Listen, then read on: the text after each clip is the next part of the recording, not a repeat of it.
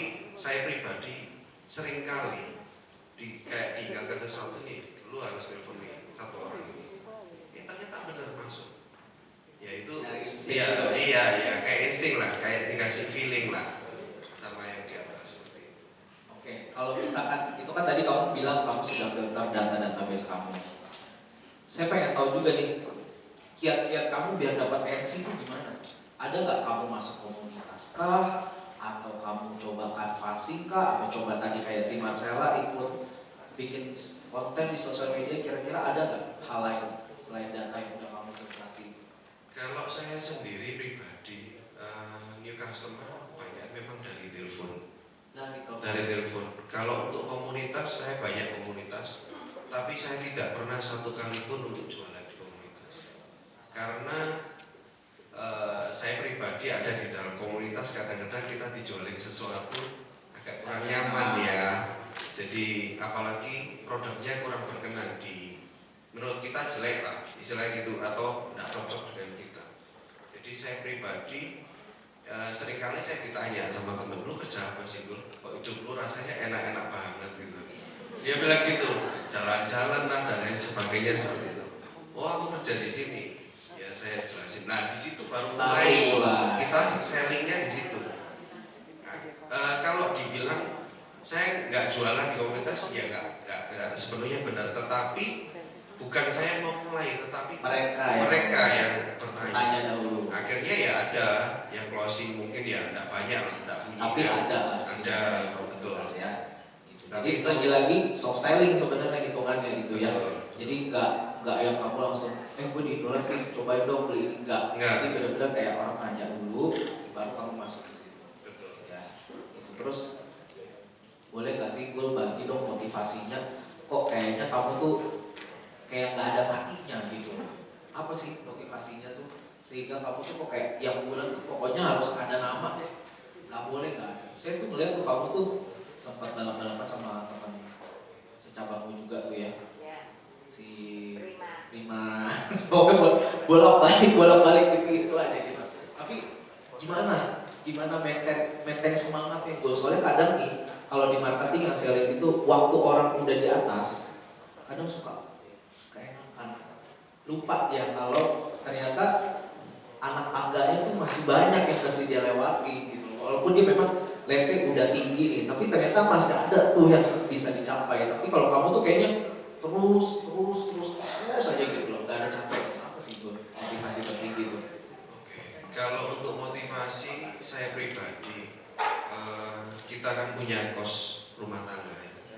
Jadi target saya pribadi itu sebenarnya kos rumah tangga saya berapa? Contoh, let's say kita di 30 atau 40 juta. Sudah kita kejar itu dulu. Yang paling penting itu dulu. Setelah itu ya sudah, kalau memang ada lebih ya udah kita ajar terus. Saya pun sama beliau, sama Bu Lili, mungkin sama untuk jarang interaksi ya, cuman sesekali beliau tanya. Tapi sama Bu Lili, saya sekali dibilangnya ini si A sudah sekian loh, sudah di atas. Oke, tidak apa-apa, yang penting unggul usaha dulu. Kita percaya kalau selama kita berusaha dengan jujur, dengan baik, pasti ada jajarannya. Saya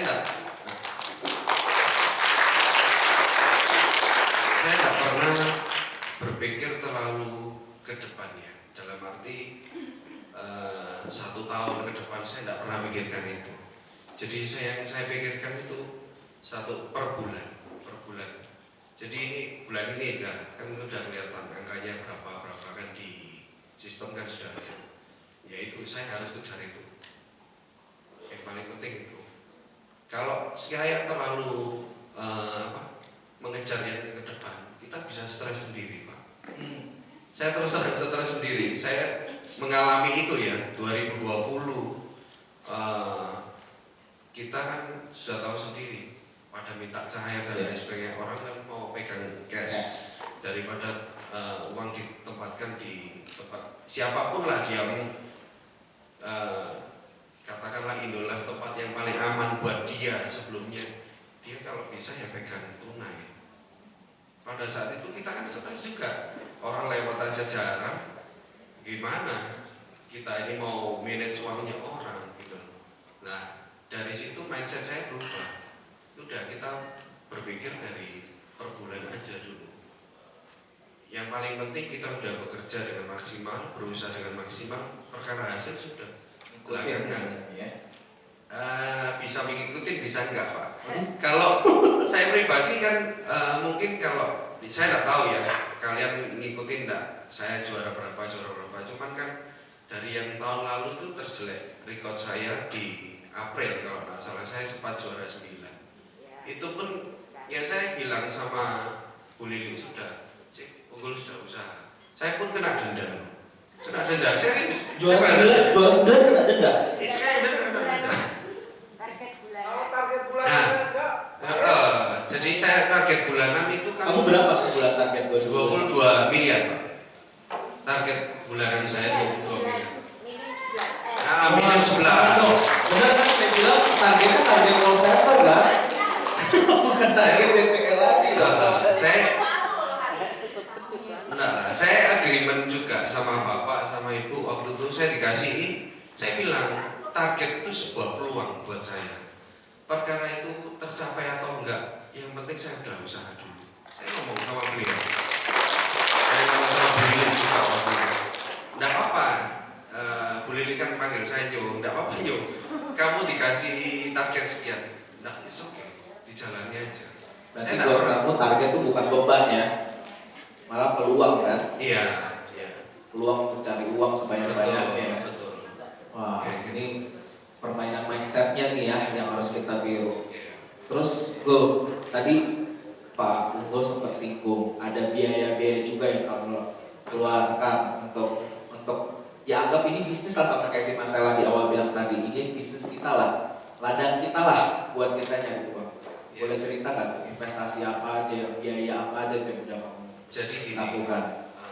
Kalau untuk bekerja di Indoline, saya setuju dengan Marcella tadi bilang kita ini kayak kerja sendiri, karena ya mohon maaf nih kalau ada direksi di sini. Saya di perusahaan-perusahaan sebelumnya kosnya itu semua sudah tertata. Tapi kalau di sini, sorry ya, misalnya ya ulang tahun, nasabah nih baru masuk sebulan yang lalu, 2 bulan lagi ulang tahun, dia masuk 10 miliar, ibu udah kasih, ya sudah. Nah itu kan kos sendiri buat kita. Nah kita harus bisa manage itu. Tetapi saya ada happy-nya, kenapa? Kita bisa mandiri di sini. Jadi tidak harus perusahaan itu sediakan semua untuk kita. Ya kamu apa caranya kamu tutup kos, subsidi silang. Nasabah si A, si B, si C, besar kecil semua dapat. Termasuk, sorry kayak Natalan. Saya sama Bu Lili yang paling repot Natalan, Sinja, mungkin apalagi. Sudah, wis pokoknya hari-hari besarnya mereka itu semua rata-rata dapat. Ya itu kos yang saya keluarkan. Yang satu, yang kedua, kalau mobil saya terus terang sama teman-teman, saya kan ada bawa sendiri, kendaraan sendiri. Jadi kalau teman-teman itu perlu, saya dulu kan ya sudah kalian aja yang pergi, saya setir sendiri keluar. Seperti itu. Terutama kayak keluar kota, beliau kasih terus terang saya info, beliau kasih driver sama ya semua difasilitasi sama Bu Lili maupun Pak Untung, tetapi ya, saya sendiri kan punya gitu loh. Jadi saya lebih comfort kalau saya pakai punya saya sendiri dan itu bisa dipakai oleh beliau ataupun teman-teman yang lain. Mobilnya lebih bagus. Iya pasti Pak. Soalnya hadiah kontes saya 2,5 M tuh, ya kan? Ini nanti semua singgung lagi nih pencapaian 2025. Ada gambaran nggak tuh?